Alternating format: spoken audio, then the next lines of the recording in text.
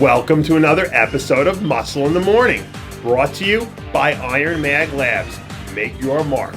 I'm your host, Dave Palumbo, and I'm here to bring you all the latest news in the world of bodybuilding and fitness. It's Wednesday, March 18th, 2015, and let's get to it. Believe it or not, there were other contests going on outside of Australia in the world of bodybuilding last weekend, namely the Muscle Contest Pro Bikini Championships that took place in Culver City, California. The show featured a very impressive lineup from top to bottom and included quite a few competitors from last year's Olympia. But after the dust settled on a furious day of competition, it was bikini veteran Christy Marquez who found herself taking top honors, with Rachel DeJean and Noy Alexander rounding out the top three respectively. With the win, Marquez now raises her career win total to 2 on an IFBB stage and also snags herself an early Olympia qualification. After undergoing surgery on his esophagus just over a month ago, it looks like Dylan Armbrust is rebounding quite nicely. Armbrust was a fixture on the national scene throughout the early 2000s, dating back to over a decade ago when he won the heavyweight class at the NPC Junior Nationals. But most bodybuilding fans probably know Armbrust as the owner of the Mile High Mecca and as a trainer and mentor to dozens of the sport's top athletes. And although it's been a few years since we've seen him hit the stage, perhaps his newfound rejuvenation for training will reignite his competitive itch. And we'll see him make one more run at a pro level later this year at Masters Nationals. After coming up with an impressive 7th place performance at the Arnold Classic, where he looked markedly improved from his previous year, Marco Rivera still appears to be a man on a mission. Despite hitting the stage at what was arguably his all-time best, Rivera did appear to be a bit flat.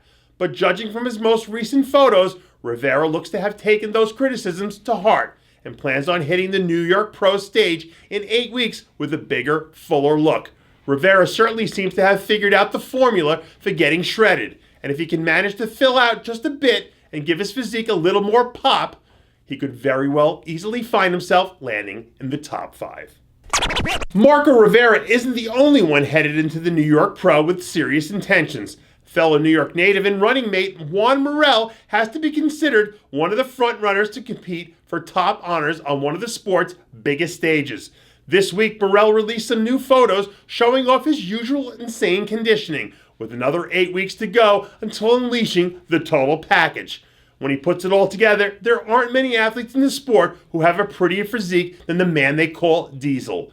But the key for him heading into this contest will be making sure that he's full enough to avoid looking flat in a lineup that's going to include its fair share of very dangerous competitors.